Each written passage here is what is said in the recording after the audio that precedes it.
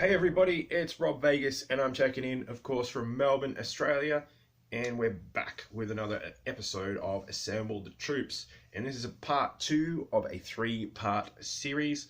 I do hope to expand it to a 4-part series in the future, but that's a story for another day. Of course, this is my current trilogy of the fishing trip Joes, which are some figures that came out in 1993, and they have a very curious design aesthetic, which I affectionately and lovingly refer to as the fishing trip G.I. Joes, because these guys look like, instead of being dressed for, say, combat, as you'd expect with G.I. Joes, they appear to be dressed for a long weekend away, you know, throwing some rods over the side, kicking back with some cold cans, and fishing. So today we're going to be looking at Outback, who is another part of this trio, and what we're going to do is head on over to the Rob Vegas Technology Center and get cracking. So let's roll. Alright, so we made it, and there he is, the man of the moment. It is 1993 Outback. So again, we've got that fishing trip aesthetic, as I said, so you can see how he matches up with Leatherneck and Cross Country. They look like they are dressed for camping and fishing as opposed to battle. Now, of course, curiously, Cross Country and Leatherneck came with black accessories, you know, like reissues of that same old machine gun, which was quite curious, and that and those, so that's fine. Look at old mate Outback get shoveled with. This is what I've been able to find thus far. So we've got some reissues. This Big Ben's machine gun, it's back with no stand. We've got Hit and Run's little machine gun, like this sort of submachine gun M16 type dealy. And this, which is kind of one of those machine guns that, or rifles with the cartridge at the back and the handle in the front. If anyone knows about firearms and why that is so, comment below, please. I'd like to know, because I don't know really anything about like weapons. So, but it looks pretty cool, aside from the fact that it's in bright red plastic. So I'm not sure what aesthetic, there's that word again, not sure what the look was that they were going for, but that's what they got. And of course, this is another instance where the figures have way too much stuff and nowhere to store it, because that was just what was happening at the time. Okay, so no 1993 figure would be at all complete without a rocket launcher, and boy do we have one here.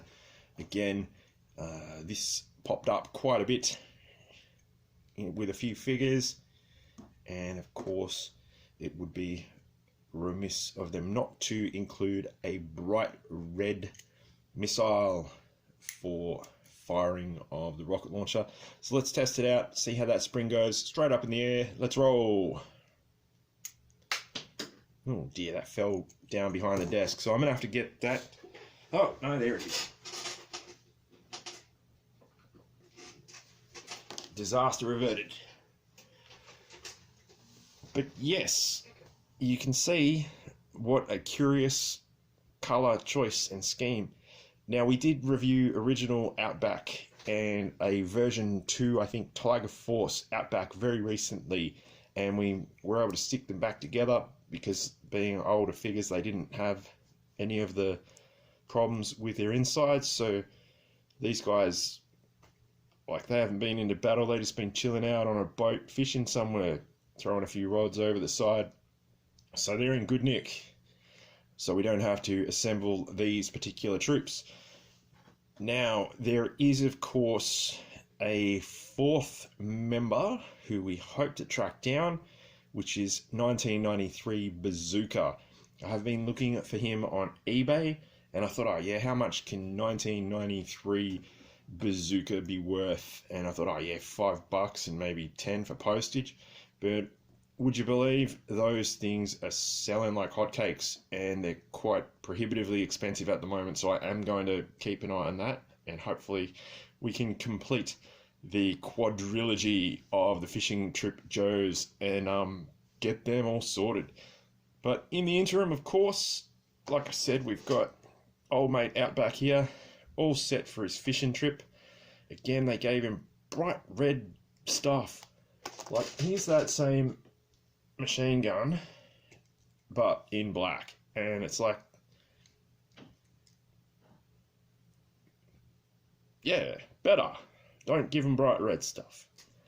Anyway, it is what it is. Where I was going, of course, before was we just recently reassembled version 1 and 2, like OG Outback and Outback Tiger Force. And it's quite an odd sort of shift that he has had, because in the original figure he did have orange hair, and then in Tiger Force it looks like he'd had, grey hair, and now he's back with red hair, but not just any old red hair. It is eye-burningly bright red hair, so another curious choice, but he doesn't care. He's off on a fishing trip, so good for him.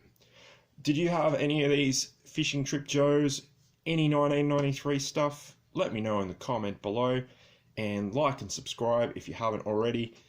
And you know what? We'll sign out and look forward to some holidays and some fishing trips with Outback and Leatherneck and Cross Country, who we're going to catch up with in the next video in part 3 of the ongoing saga of the fishing trip Joes from 1993. Thank you for watching, and I will see you in the next video, everybody. Bye for now.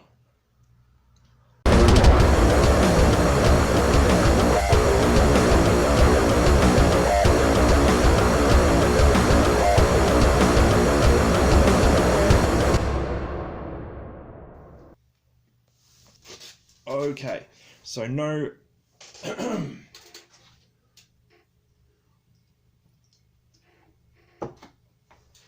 Okay, so no 1990s figure would be complete, or